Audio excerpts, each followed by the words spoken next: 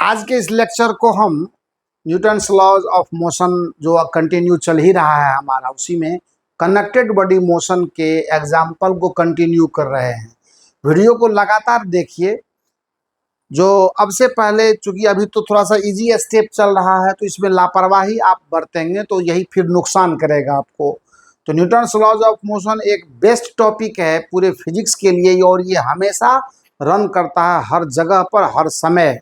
इसीलिए शुरू से लेकर लास्ट तक वीडियो को लगातार देखने की कोशिश करिए, ताकि आपको आने वाली गलतियों और होने वाली गलतियों का एक जो अलर्ट है वो आपके दिमाग पर बैठा रहे। सही तरीके से जब आप समझेंगे फिजिक्स को तो ये रिजल्ट तक ले ही जाएगा आपको।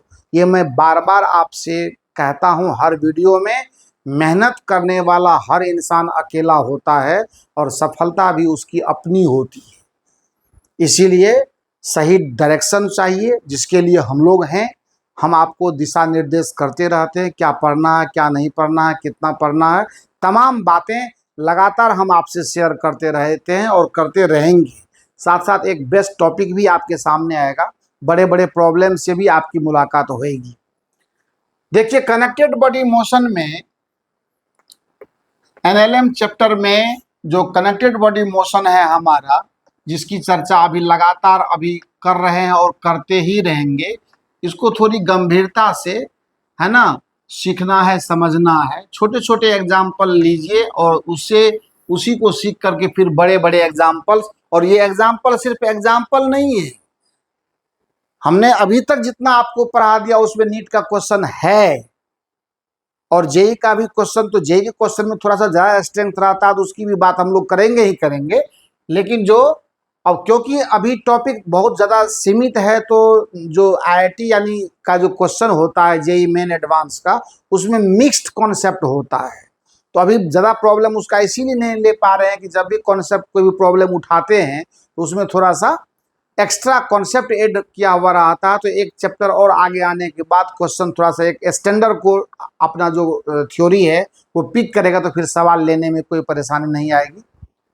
कंटिन्यू करते हैं, एग्जाम्पल नंबर नेक्स्ट पर आते हैं। उसी में देखिए ध्यान से कि अगर मान लेते हैं हमारे पास 3 बॉडी है जिसका मास m1 m2 m3 है।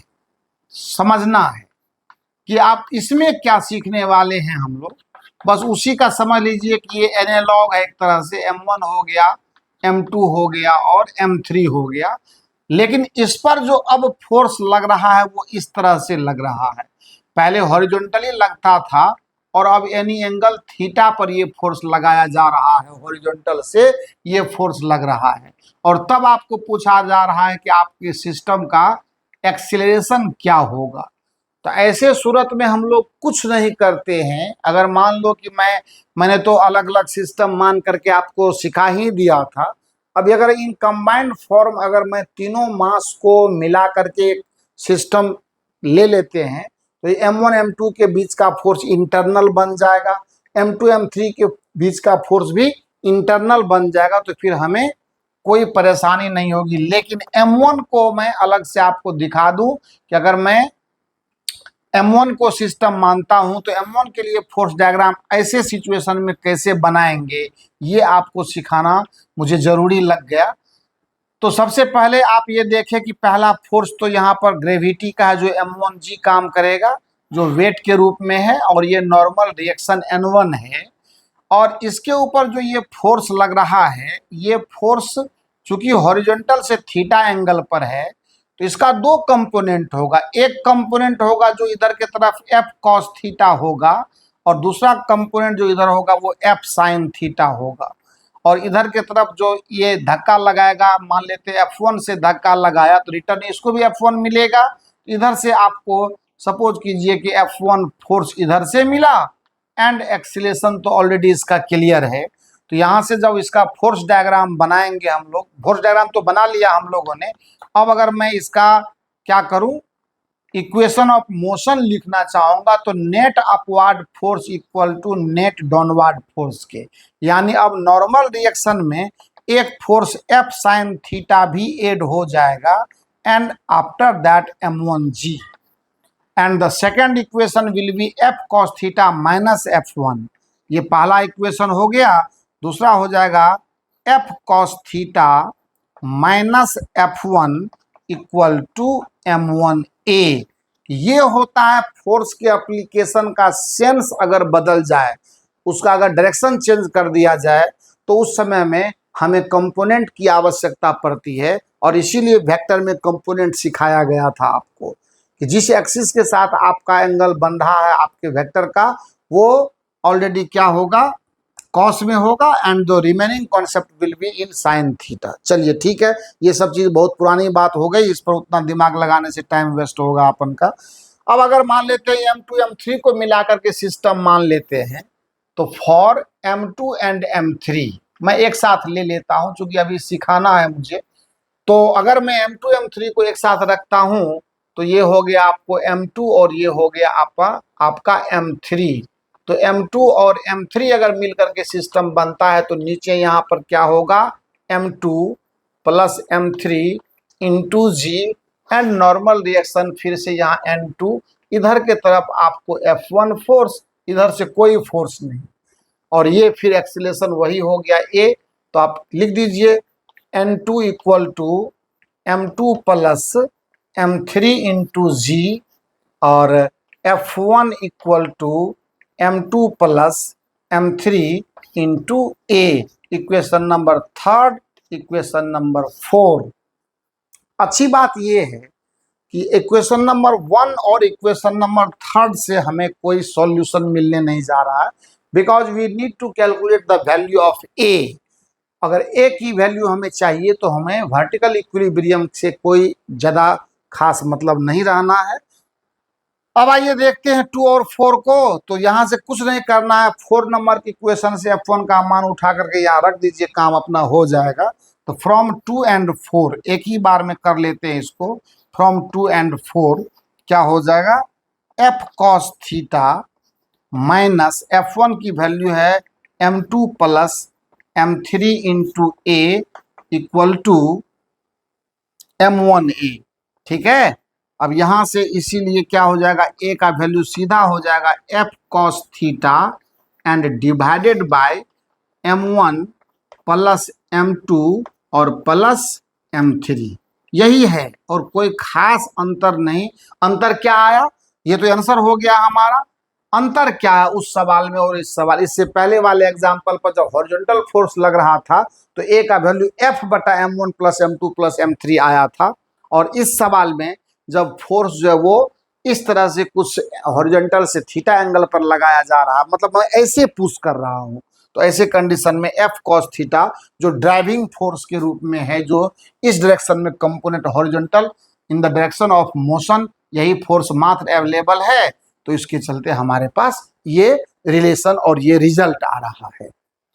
अब देखते हैं थोड़ा सा इसी तीनों मास से एक नया सिस्टम अलग बनाते हैं और उस पर भी फिर हम यही काम करके आपको सिखाते हैं।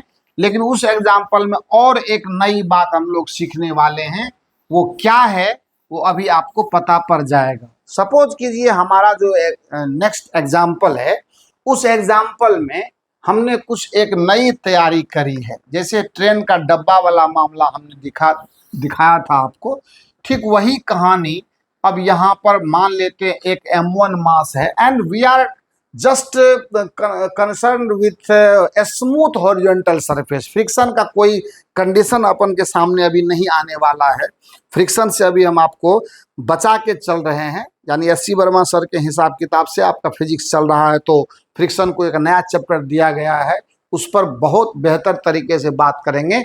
एच.सी. वर्मा के सर के बुक में न्यूटन्स लॉ में भी एक से एक क्लासिकल प्रॉब्लम है और मैक्सिमम हम उसमें टच करेंगे आपको फिजिक्स सिखाने के पॉइंट ऑफ व्यू से। अभी हम आपका ग्राउंड तैयार कर रहे हैं तो थोड़ा सा बेहतरीन तरीके से समझने की कोशिश करनी है। लापरवाही बरतेंगे नुकसान आपका होना ही होना है। बड़े बड़े स्टाइल के चक्कर में पड़ करके आप अपना काम खराब करेंगे, ये आपको बाद में इस बात का फीलिंग आएगा। देखिए ध्यान से, M1 M2 M3 तीन मासेस हैं और तीनों स्ट्रिंग से जुड़े हुए हैं। और अब मैं क्या करता हूं, इस पर फोर्स में इस डायरेक्शन में लगा देता हूं F, जो हॉरिजॉन्टल से थीटा एंगल पर है। चूंकि ये एक बार सीख लेंगे तो उसी में दोनों बातें आ जाएगी, है ना। ये फोर्स अगर हॉरिजॉन्टल होगा तो थीटा 0 कर देंगे तो हमारा काम हो जाएगा, ऐसा बोल के। अब देखिए यहाँ पर M1 और M2 के बीच जो स्ट्रिंग हमने यूज किया, ये दोनों क्या हैं, स्ट्रिंग्स हैं। ये दोनों लाइट स्ट्रिंग्स हैं। लाइट स्ट्रिंग क्या होता है, लाइट स्ट्रिंग्स, है ना।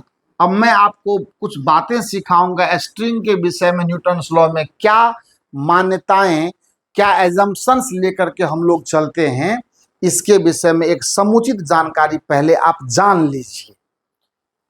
और हमें चाहिए क्या ओवरऑल, हमें चाहिए सिस्टम का एक्सीलरेशन होल, जो ये आपका कंबाइंड मास है, कनेक्टेड बॉडी मोशन का जो सीन अभी आपको दिख रहा है। M1 और M2 इस स्ट्रिंग से जुड़े हुए हैं, M2 M3 इस स्ट्रिंग से जुड़े हुए हैं, और इसीलिए तीनों को एक साथ ही चलना पड़ेगा। और जिस तरह का कॉन्फ़िगरेशन है आपके सिस्टम का, उस हिसाब से तीनों का एक्सीलरेशन भी सेम रहेगा। अब आइए अबाउट द स्ट्रिंग नॉलेज लेते हैं कि स्ट्रिंग के विषय में हमें क्या क्या बातें लेकर के चलनी होती है ना। चलिए अबाउट द स्ट्रिंग, तो पहली बात क्या है, must be light. Must be light का मतलब, मस्ट बी लाइट, लाइट का मतलब यहां मासलेस से, लाइट का मतलब यहां हल्का, मासलेस। स्ट्रिंग को क्या मान के चलना है, मासलेस मान के चलना है। यानी अगर मास तो होगा ही होगा, पर हम जब न्यूटन्स लॉ को सॉल्व कर रहे हैं तो स्ट्रिंग के विषय में ये मामला है कि हमको उसको मासलेस मान करके चलना है। यानी स्ट्रिंग के मास से अपन को कोई लेना देना नहीं है, एक बात। और दूसरी बात है, स्ट्रिंग इज इनएक्सटेंसेबल। इनएक्सटेंसेबल का मतलब हो गया फिक्स्ड लेंथ। स्ट्रिंग के विषय में ये दो बातें हमारे दिमाग में सेट होनी चाहिए। अगर कोई अलग से इंफॉर्मेशन नहीं दिया जाता है तो स्ट्रिंग के विषय में ये फिक्स्ड लेंथ का होना चाहिए, मासलेस होना चाहिए। अगर ऐसा हुआ तो बेनिफिट क्या है, आखिर मैं ऐसा क्यों मान करके चलता हूं, ये भी समझना जरूरी है। इस बात का फिर फायदा हमें क्या है, फायदा ये है कि tension in string remains same. Tension in string over its length, over its length remains same, ये बेनिफिट है। और अब जहां बात आ गई टेंशन की, तो टेंशन को टी से, tension is a type of force. ये क्या है, एक तरह का टाइप ऑफ फोर्स है। ये टेंशन भी एक प्रकार का बल है। और tension in the string through out the length हमेशा क्या रहना चाहिए, सेम रहना चाहिए, बल्कि रहेगा अगर ये दोनों वैलिडिटीज आपने अप्लाई कर रखा है तो। अब है कि टेंशन तो ठीक है, लेकिन स्ट्रिंग बदल गया तो टेंशन बदल गया। एक स्ट्रिंग का जो टुकड़ा है, जो पीस है, उसमें नहीं बदलेगा। चाहे वो एक ही धागा से दो कटिंग अगर आपने लिया है, अगर 1 मीटर का कोई धागा है, उसको 4 पार्ट में काट करके अलग अलग जगह पर मान लेते हैं, अगर आप जोड़ते हैं तो उसको अलग स्ट्रिंग फिजिक्स मानता है। ये नहीं है कि एक ही पोला में से काटे हैं धागा तो यहाँ का तो टेंशन सब जगह सेम रहेगा, जी नहीं। निर्भर इस बात पर करता है कि वो मास जो आपने कनेक्ट कर रखा है वो मासेस अलग अलग हैं, तो tension in the string will differ, लेकिन एक ही स्ट्रिंग में टेंशन हमेशा सेम रहेगा। लेकिन अब वो टेंशन लगेगा कैसे, तो टेंशन हमेशा किसी भी सिस्टम पर स्ट्रिंग में या थ्रू द स्ट्रिंग बॉडी से अवे डायरेक्शन में लगता है, सिस्टम से अवे डायरेक्शन में, उनकी दूर दिशा में, दूर की दिशा में। यानी अगर मैं M1 पर बात करूंगा तो टेंशन इस डायरेक्शन में लगेगा, और अगर मैं M2 पर बात करूंगा तो टेंशन इस डायरेक्शन में लगे, टेंशन वही रहेगा। पर अगर मैं इसको सिस्टम मानूंगा तो टेंशन इधर दिखाऊंगा। उसी तरह से यहाँ जो टेंशन होगा वो T2 होगा, और यहाँ जो टेंशन होगा वो T2 होगा। इतनी सारी चीजें सीखनी थी इस एग्जाम्पल में। अब आइए बात करते हैं फिर वही फोर्स डायग्राम और इक्वेशन ऑफ मोशन की कहानी। आइए now for system M1, for the system M1, अगर मैं M1 को सिस्टम मानता हूं तो देखिए कैसे इसका, तो आपको तो पता ही है कि जैसे आपने इसको सिस्टम माना तो इसको वहां से अलग कीजिए और फ्री स्टाइल में इसका अध्ययन कीजिए, इसका फोर्स डायग्राम बनाइए। तो बनाते हैं। नीचे हम सबसे पहले क्या करेंगे, M1G लाएंगे, ऊपर इसका नॉर्मल रिएक्शन फिर से N1 होगा और इसके ऊपर जो टेंशन होगा T1 वो इस डायरेक्शन में होएगा। और एक्सीलरेशन तो आपको पता ही है A है, इधर तो कोई फोर्स है नहीं, सिर्फ एकमात्र वो है।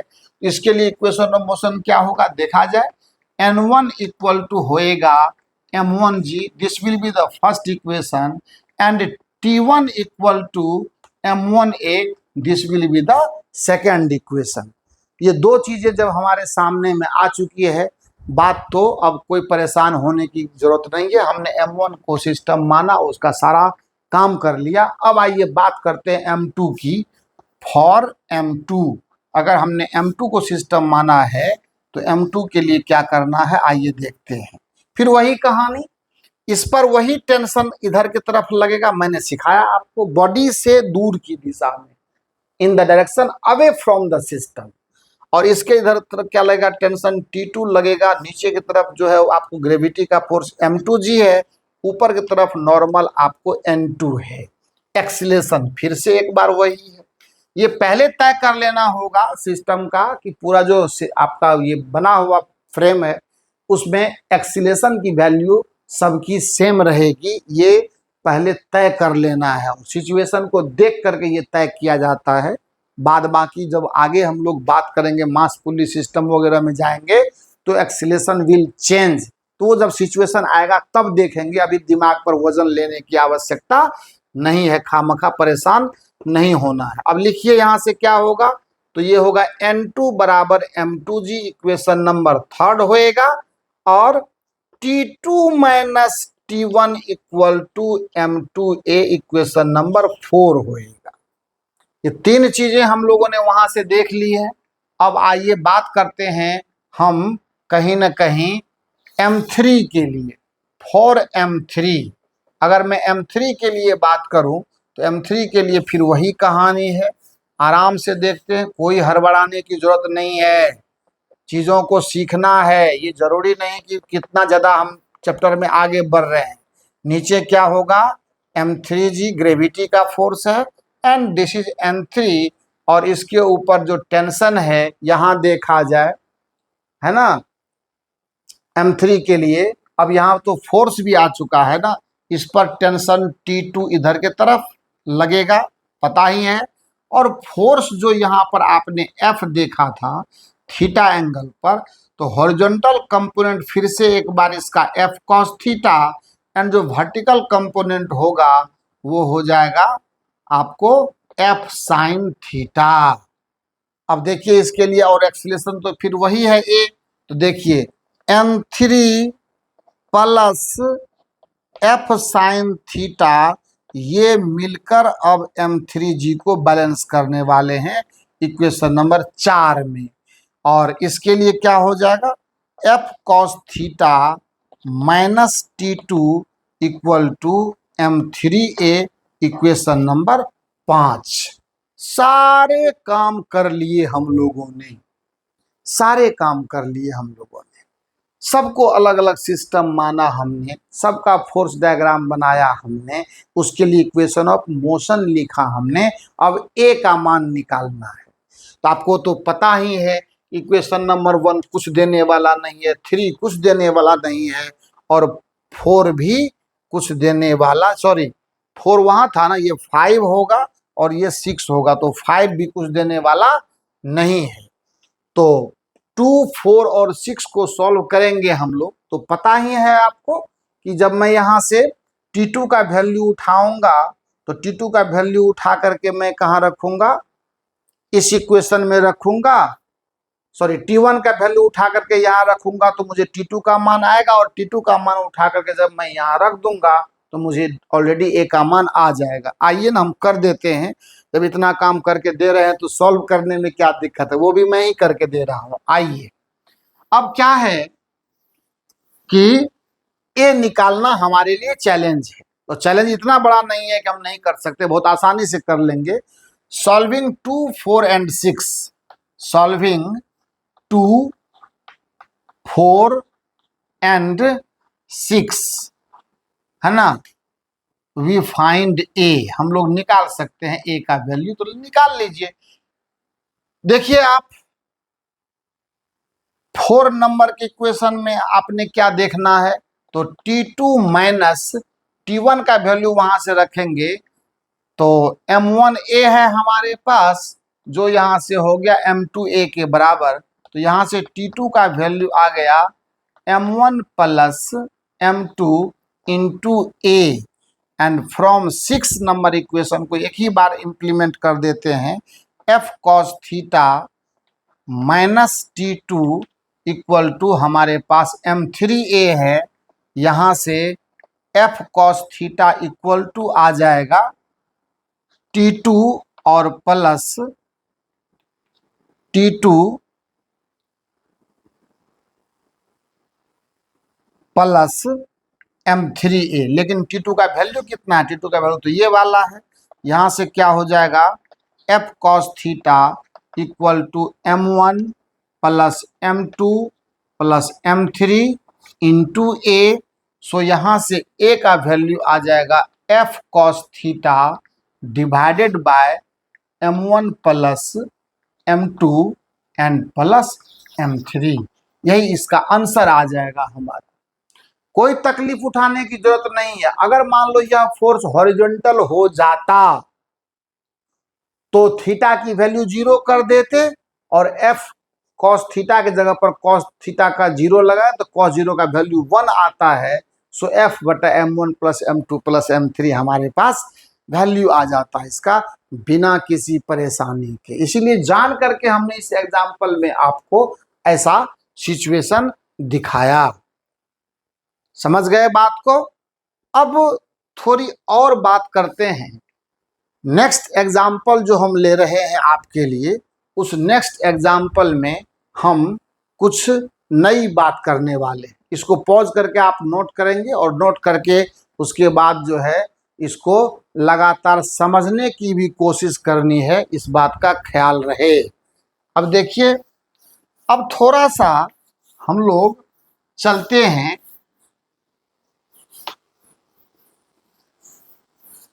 सिंगल बॉडी पर, तो कुछ मजा ही नहीं है। इंक्लाइंड प्लेन पर अगर हम काम करें तो इंक्लाइंड प्लेन पर काम करने में क्या दिक्कत है। एग्जाम्पल नंबर नेक्स्ट लेते हैं, ये एग्जाम्पल नंबर 3 अगर मैं चर्चा करूं तो कोई तकलीफ नहीं, ये सब चीज समझने का है। मान लेते हैं कि ये हमारा एक स्मूथ इंक्लाइंड प्लेन है। ये क्या है, ये है स्मूथ इंक्लाइंड प्लेन, यानी यहां पर भी फ्रिक्शन की कोई चर्चा नहीं है। स्मूथ इंक्लाइंड प्लेन का ये मामला है, बढ़िया बात है। और इसका हॉरिजॉन्टल से जो इंक्लिनेशन है वो थीटा है। अब अगर मान लेते हैं कि इस इंक्लाइंड प्लेन पर कोई m मास का बॉडी हम रख दें, और चूंकि सरफेस स्मूथ है तो आप जनरली ये देखेंगे कि ये जो है वो down the plane automatically move करना शुरू कर देता है एनी एक्सीलरेशन a के साथ। लेकिन किसी ने ये हमसे पूछा कि व्हाई दिस हैपन, सो कि अगर यही m मास का बॉडी, m मास का जो ये ऑब्जेक्ट है, अगर किसी प्लेन पर, है ना, हॉरिजॉन्टल सरफेस पर रखा हुआ है, तब ये कहाँ मूव करता है। आप अगर सपोज करके मैं आपको दिखाऊं कुछ चीजें, तो आप यहाँ से देखेंगे तो आपको बड़ी आनंद आएगी, इस बात को समझने में अच्छा लगेगा। सपोज कीजिए यह एक इंक्लाइंड प्लेन है और इस पर हमने एक बॉडी रख दी। अब ये चुपचाप यहाँ रखा हुआ, सॉरी ये स्मूथ हॉरिजॉन्टल प्लेन है, लेकिन जैसे ही मैं तिरछा करता हूँ देखिए वो मूव करने हुआ। कि इंक्लिनेशन जैसे ही आता है तो आखिर वो क्यों मूव करने लगता है, इसकी वजह क्या है, इसका कारण क्या है कि वो बॉडी कोई भी बॉडी जो इंक्लाइन सरफेस पर रखते हैं तो वो मूव करने लगता है। आपको इससे भी बेहतर एग्जांपल मैं दिखा देता हूं, परेशान होने की कोई जरूरत नहीं है, आप यहां से भी समझ सकते हैं। सपोज कीजिए यह एक स्मूथ हॉरिजॉन्टल प्लेन है। ये क्या है? स्मूथ हॉरिजॉन्टल प्लेन है, और इस पर हमने एक कोई छोटी सी चीजें रख दी। सपोज कीजिए कि मैंने यहाँ एक कोई, सपोज कीजिए इसी मास को मैंने यहाँ रख दिया। ये ये चाबी है, रख दिया मैंने। अब ये कहाँ, ये तो कहीं मूव नहीं कर रहा है, लेकिन जैसे ही मैं इसका इंक्लिनेशन बढ़ा, ये देखिए स्लिप डाउन होने लगा ना। तो यहाँ पर रखूं कोई दिक्कत नहीं, लेकिन जैसे ही इसका इंक्लिनेशन में बढ़ाता हूं, देखिए मूव करने लगा ना, तो मन में तो ये सवाल आएगा ही आएगा कि वही सरफेस जब हॉरिजॉन्टल था तो कोई मूवमेंट नहीं था, लेकिन उसी सरफेस पर अब इंक्लिनेशन अगर दे दिया तो वो एक्सीलरेट होने लगता है। आखिर क्यों? कारण है उसका, ऐसा नहीं है कि वो बिना कारण का है। आप इसका स्मूथली एक फोर्स डायग्राम बना करके देखिए, हर चीज समझ में बात आ जाएगी आपको। यहां से अगर देखें तो एक mg जो फोर्स है वो सीधे नीचे काम करेगा। उसको आपके एक्टिविटी से, आपके मतलब अरेंजमेंट से दूर दूर तक कुछ लेना देना नहीं है। वो वर्टिकली डाउनवर्ड लगना है तो लगना लगेगा। अब हम लोग कहते हैं कि इस mg के अलावा तो कोई दूसरा है नहीं, चूंकि प्लेन भी स्मूथ है तो फ्रिक्शन का फोर्स आने का सवाल ही पैदा नहीं होता है। इसका मतलब डाउन द प्लेन अगर ये मूव कर रहा है तो इसी mg का कोई न कोई करिश्मा रहा होगा। क्या है वो करिश्मा? आइए उस पर गहन विचार करते हैं। हम लोग टेम्पररली क्या करते हैं, इसको x मान लेते हैं और इसके परपेंडिकुलर को हम y एक्सिस मान लेते हैं। और इसका अब इस mg को उसकी नजर से अगर देखें तो ये हमारा, देखिए ध्यान से, ये मेरा y एक्सिस हो गया और ये हमारा एक तरह से मान लीजिए x एक्सिस हो गया। और ऐसे कंडीशन में इस mg को अब कंपोनेंट देना पड़ेगा अपना along the x axis and along the y axis. अब सवाल यहां उठता है कि यह y के साथ एंगल बना रहा होगा थीटा। क्यों? तो ये भी समझना है। मैं आपको एक दूसरे डायग्राम से पूरा समझा देता हूं, क्योंकि वहां पर पॉइंट थोड़ा ऊपर लिया गया तो आपको थोड़ी परेशानी आएगी। मैं सिखा रहा हूं, थोड़ा सीखिएगा इसको। यहां पर मान लेते हैं कि ये mg को मैं अभी यहां दिखा रहा हूं, ये एंगल थीटा है, और ये एंगल ये लाइन जो मैंने खींचा, ये लाइन आपको, ये x है और इसको मैंने y माना। अब समझना यह है कि यह एंगल थीटा क्यों होगा, तो बिल्कुल समझ में बात आ जाएगी। जब ये एंगल थीटा है और ये तो 90 डिग्री है, तो ये एंगल कितना होगा? 90 माइनस थीटा होगा, एकदम होगा ही होगा। क्योंकि जब ये थीटा और ये 90 है तो ये भी 90 माइनस थीटा होगा, तो सब मिला करके 180 डिग्री होना है ना। अब देखिए जब 90 माइनस थीटा ये है और ये पूरा का पूरा एंगल आपका 90 है, इसका मतलब ये एंगल क्या होगा? थीटा होगा कि नहीं होगा? तभी तो ये एंगल 90 माइनस थीटा आया ना। अगर पूरा का पूरा एंगल 90 डिग्री है और इतना एंगल मेरा 90 माइनस थीटा, इसका मतलब ये एंगल थीटा होगा। इसीलिए इस एंगल को हमने यहाँ पर थीटा बताया है। चलिए, जब ये थीटा हो गया तब कोई लफड़ा नहीं, mg का कंपोनेंट अलोंग y एक्सिस आपका mg cos थीटा हो जाएगा, और जो x कंपोनेंट हो जाएगा वो हो जाएगा mg sin थीटा। बस, अब आपको कुछ परेशानी नहीं है। इस बॉडी के चलते ये इंक्लाइंड प्लेन जितना दबाव महसूस करेगा, जितना फोर्स महसूस करेगा, एंड जो रिएक्शन जनरेट कर रहा है वो n होगा सीधा आपको mg cos थीटा के बराबर। यानी इस पर जो mg cos थीटा फोर्स से यह सिस्टम आपका इस इंक्लाइंड प्लेन पर फोर्स लगा रहा है, यानी इसको उतना दबाव दे रहा है, और उसी के रिएक्शन में नॉर्मल जो कांटेक्ट फोर्स है वो n बन करके आया। जो ये तो आपको पता ही है कि हमेशा रिएक्शन आता, अगर mg cos थीटा नहीं होता तो ये भी नहीं होता। तो mn equal to mg cos theta के ये पहला इक्वेशन होगा। और डाउन द प्लेन आप देख सकते हैं कि ये जो फोर्स, इसी ग्रेविटी फोर्स का जो कंपोनेंट है mg sin थीटा, यही mg sin थीटा आपको क्या दे रहा है? वो फोर्स दे रहा है, और इसीलिए m से m आप कैंसिल कर दीजिए, आपको ऑलरेडी डाउन द प्लेन ए का वैल्यू g साइन थीटा मिलेगा। और यही कारण है कि ये down the plane g sine theta acceleration जो mg साइन थीटा से मिला है, यही mg साइन थीटा इसको डाउन द प्लेन मूव करने के लिए तैयार करता है, और उसी की वजह से वो स्लिपिंग डाउन होता भी है। अब ऑब्वियसली थीटा का वैल्यू बढ़ेगा, यानी इंक्लिनेशन का मान आप बढ़ाएंगे तो इस एक्सीलरेशन का वैल्यू इंक्रीज करेगा, थीटा का मान घटाएंगे तो ये डिक्रीज होगा। अगर ये प्लेन सीधा हॉरिजॉन्टल लेवल में आ जाए जहाँ थीटा का वैल्यू 0 आ जाएगा, तो आप खुद देख सकते हैं साइन 0 का मान 0 होता है, एक्सीलरेशन का वैल्यू 0 हो जाएगा, ये बॉडी कहीं नहीं मूव करेगा। इसीलिए जो एग्जाम्पल अभी आपने देखा, इसी वजह से देखा।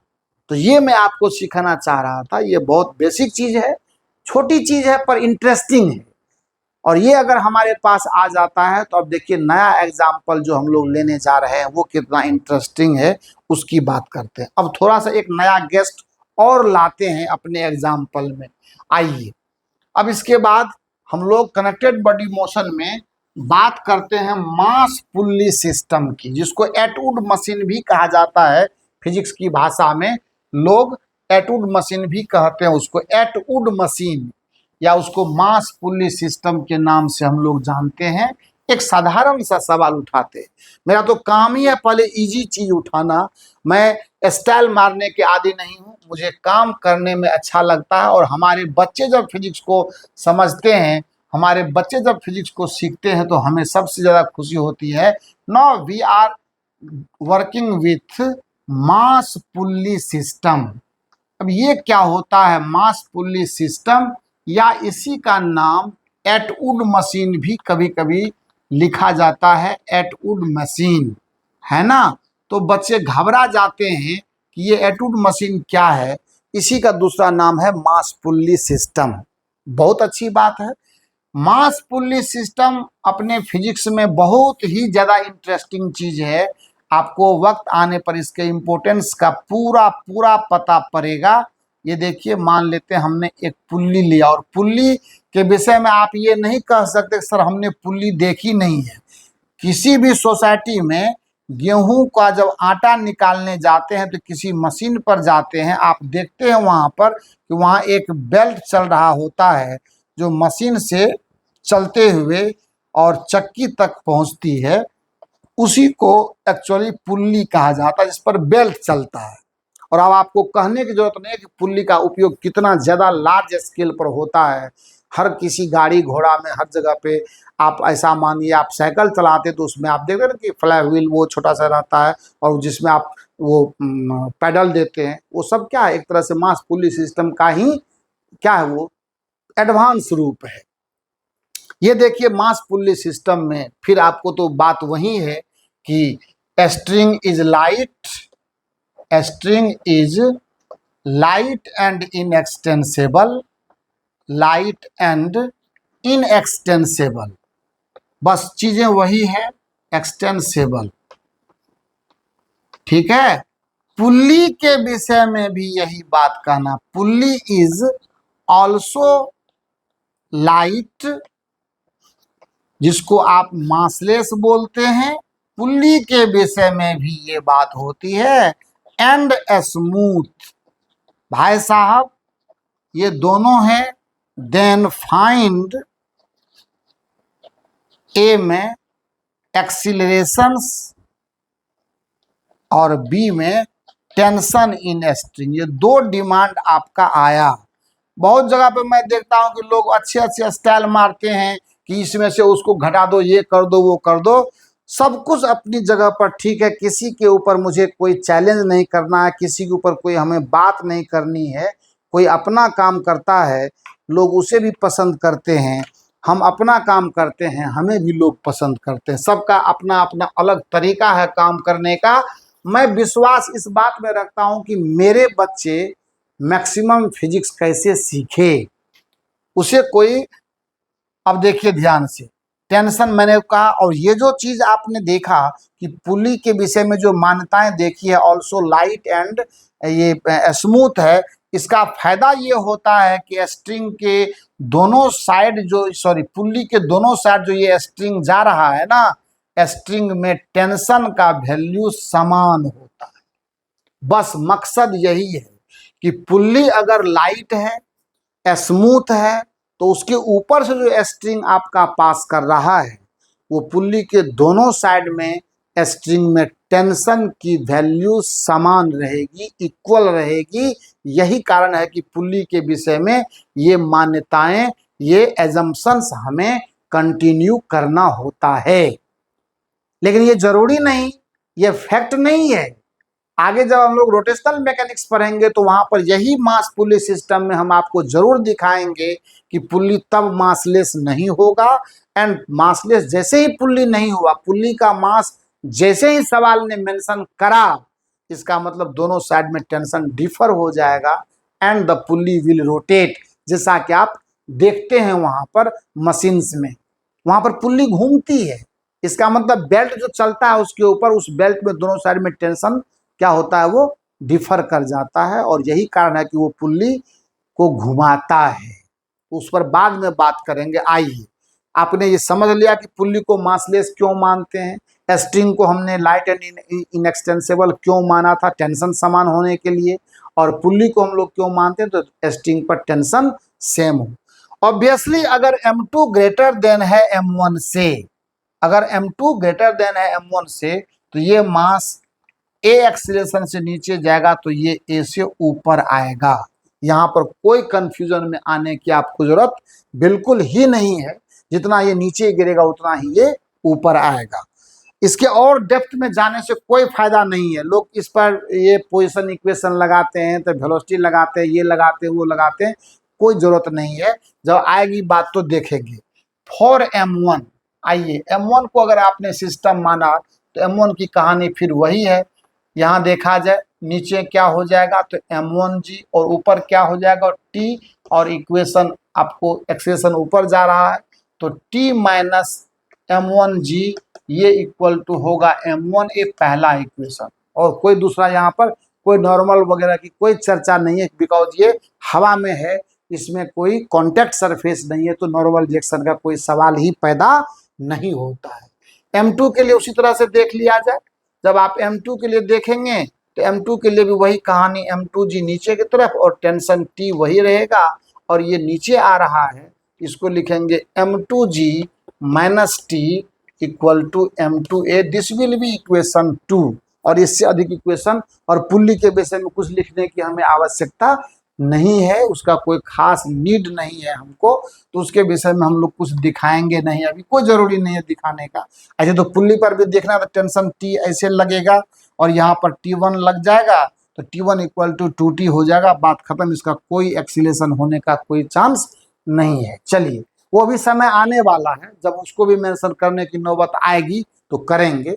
अब एक और दो को सिंपली सॉल्व कर दीजिए, कहानी हो जाएगा। 1 + 2 कर दीजिए, आपके पास आ जाएगा क्या, तो T minus M1G equal to हो जाएगा M1A, और M2G माइनस T ये हो जाएगा M2A। जब दोनों को ऐड करेंगे T कैंसिल हो जाएगा, सीधे A का वैल्यू आ जाएगा M2 minus M1 into G divided by M1 plus M2, और ये आंसर हो जाएगा।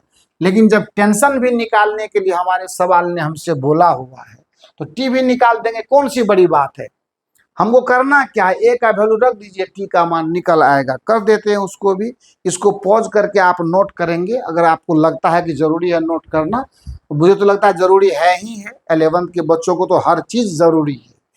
लेकिन जब बच्चा स्मार्ट हो जाता है तो उसे लगता है कि हम जो है सो, पर कोई बात नहीं है, बार बार इसको आप रिपीट करके देखेंगे, क्योंकि सीखना तो है।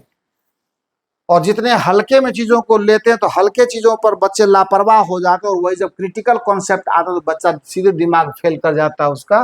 फ्रॉम 1, अगर मैं इक्वेशन नंबर 1 की बात करूं तो मेरे पास T इक्वल टू हो जाएगा M1G और प्लस हो जाएगा M1A। बस आपको कुछ करना नहीं है, M1G और प्लस M1 इंटू A का वैल्यू वहां से देखा जाए जो है आपको m2 माइनस m1 बटा m2 प्लस m1 और यहाँ इंटू जी, यही ना ए का वैल्यू है। तो कर देते हैं इसको सॉल्व। क्या लगता है इसमें, ये बराबर क्या हो जाएगा, ये बराबर हो जाएगा कितना, m1g और इसको इसमें से कुछ कॉमन आ सकता है, लेकिन थोड़ा आसान होता काम करने में। m1g अगर मैं कॉमन निकाल लूं तो काम थोड़ा इजी हो जाएगा। ये हो जाएगा 1 प्लस m2 माइनस m1 बटा m2 प्लस m1। यहाँ से हो जाएगा m1g कॉमन ले लिए हुए, इसको ऊपर लाते हैं तो m2 प्लस m1 और plus m2 minus m1 divided by m2 plus m1। अब देखिए m1 यहाँ से कैंसल हो जाएगा तो हमारे पास क्या हो जाएगा, equal to t equal to हो जाएगा twice m1 m2 g divided by m1 plus m2। ये हो जाएगा हमारे लिए टेंशन का वैल्यू। तो कुल मिलाकर के फार्मूला याद रखिएगा। जेई के बच्चे को फार्मूला याद रखना उतना जरूरी तो उसके लिए भी है, पर कुछ कुछ जगहें ऐसी आती है जब उनको डेरिवेशन का नीड हो जाता है, पर ऑब्जेक्टिव सॉल्व करने में तो फार्मूला बहुत हेल्प करता है। ये सब जनरल सॉल्यूशन है। यहाँ से जो आपको रिलेशंस आते हैं ये आपको मेमोरी पर रखना बहुत जरूरी है।